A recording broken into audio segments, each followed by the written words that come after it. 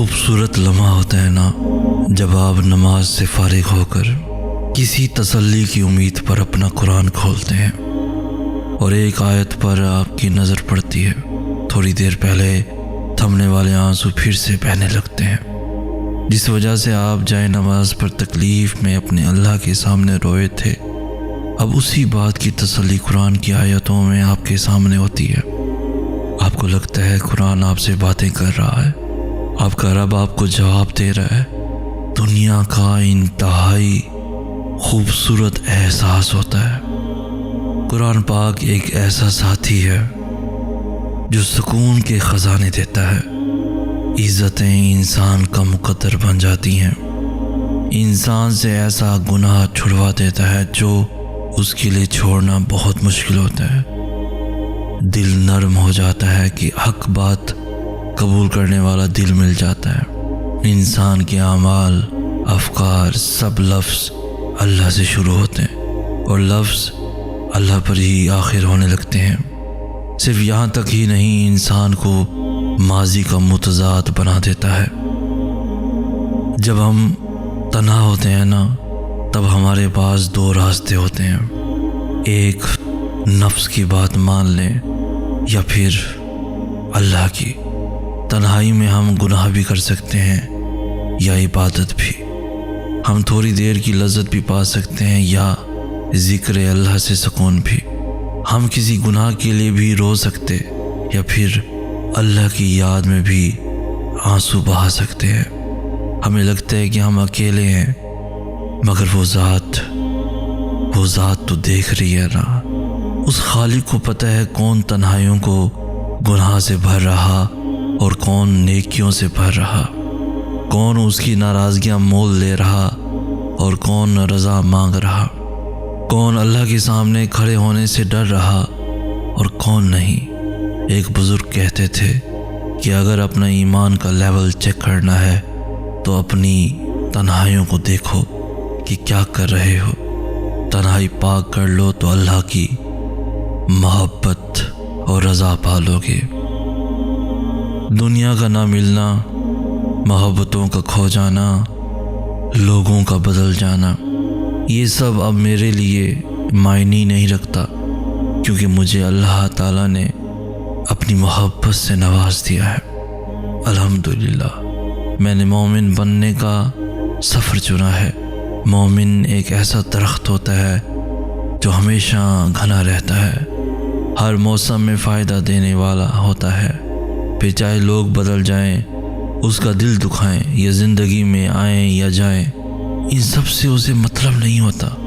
جو دین کے طالب علم ہوتے ہیں ان پر ایک خاص رنگ ہوتا ہے، اللہ کا رنگ، پھر ان کا امتحان بھی خاص ہوتا ہے اور آزمائش بھی خاص ہوتی ہے اور پھر انعام بھی خاص ملتا ہے۔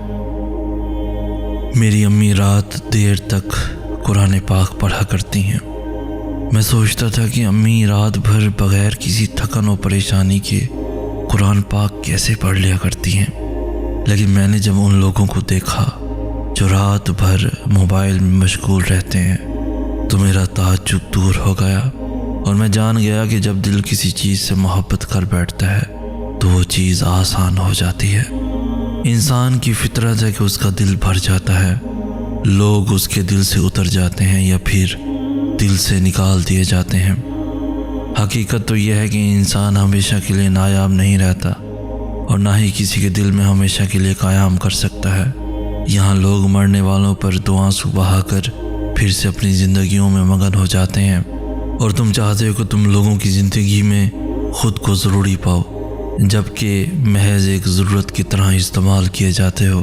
وہ کہتے ہیں نا کہ انسان کی قدر صرف دو بار ہوتی ہے، ملنے سے پہلے اور کھو دینے کے بعد۔ بہتر ہے کہ ایسے لوگوں سے خاموشی سے بغیر کسی شکوہ شکایت کیے دور ہو جانا چاہیے، کیونکہ وقت انسان کی قدر سکھا دیتا ہے، مگر اس وقت ہمیں ان کی طلب نہیں رہتی، پھر بس ان کے پاس ملال کے علاوہ کچھ نہیں ہوتا۔ مولا علی علیہ السلام فرماتے ہیں، زندگی میں کسی کو اپنا عادی مت بنانا، کیونکہ انسان بہت خود غرض ہے۔ جب آپ سے محبت کرے گا تو آپ کی برائی بھول جاتا ہے اور اگر نفرت کرے تو اچھائی بھول جاتا ہے۔ دنیا کی رنگ رلیوں میں کھو کر ہم نے اپنا دل کا سکون برباد کر لیا ہے۔ اللہ نے ہمیں دنیا میں کس لیے بھیجا، آج ہم وہ سب بھول چکے ہیں۔ ہمیں لگتا ہے ہم اس دنیا میں اچھا نام، بڑا سا اسٹیٹس، بڑی گاڑی، خوبصورت سا بنگلہ، بیوی بچے، بڑے عہدے، ان سب کے لیے اللہ نے ہمیں پیدا فرمایا ہے۔ تو سب سے بڑی غلطی یہی ہے کہ ہم اپنے مقصد کو بھلا کر ان چیزوں میں کھو بیٹھے ہیں۔ یہ چیزیں بے شک ہمارے لیے ضروری ہیں، مگر ضرورت کی حد تک ہم دیکھتے ہیں نا۔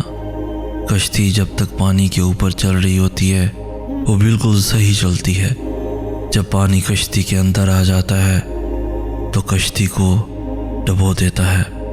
اسی طریقے سے جب ہمارے اندر دنیاوی چیزوں کی محبت حد سے زیادہ اتر جائے تو ہماری زندگی تلخ ہو جاتی ہے۔ ہمارا دنیا میں آنے کا مقصد اللہ کو راضی کرنے کا ہے۔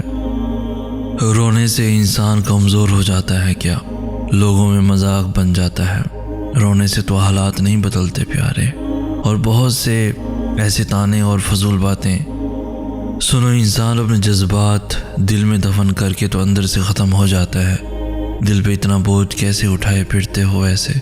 رو دینے سے یا دل کی بات زبان پر لے آنے سے دلی سکون تو مل جاتا ہے نا۔ ویسے دل اتنا بوجھ برداشت کر بھی جائے تو یوں دل برداشتہ ہو کر انسان رو ہی دیتا ہے، کیونکہ آنکھیں تو اس بات پر ساتھ نہیں دیتی۔ انسان میں احساس باقی نہیں رہتا، وہ سخت جان بن جاتا ہے۔ اور جس انسان میں دوسروں کا احساس نہ ہو وہ در حقیقت انسان نہیں ہوتا۔ لوگوں کو اس بات کا کبھی اندازہ نہیں ہو سکتا کہ آپ کے دل پہ کیا گزر رہی ہے، مگر اللہ تو اشارت سے بھی زیادہ قریب ہے۔ بس وہ آپ کی زبانی دل کا حال سننا چاہتا ہے۔ دل کا بوجھ اللہ کی بارگاہ میں رونے سے ہلکا ہو جاتا ہے۔ نہ وہ ماضی کا تانا دیتا ہے اور نہ ہی بعد میں ملال ہوتا ہے، مگر دل کو سکون حاصل ہو جاتا ہے۔ کبھی کبھی میرا دل کرتا ہے میں لوگوں کو پکڑ پکڑ کر اللہ تعالیٰ کے پاس لے جاؤں، میں انہیں بتاؤں کہ وہ کتنی محبت کرتا ہے اپنے لوگوں سے۔ وہ کہتا ہے آؤ تو صحیح، لیکن ہم جاتے نہیں۔ وہ کہہ رہا ہے مجھ سے مانگو تو صحیح، ہم مانگتے ہی نہیں۔ کیسا پاگل پن ہے بھلا یہ، وہ جو ہر چیز پر قادر ہے۔ وہ کہہ رہا ہے مانگو مجھ سے میں دوں گا۔ کیسے بدبخت ہیں ہم، دنیا سے مانگنے لگ جاتے ہیں جبکہ دنیا والے دے کر احسان جتلاتے ہیں۔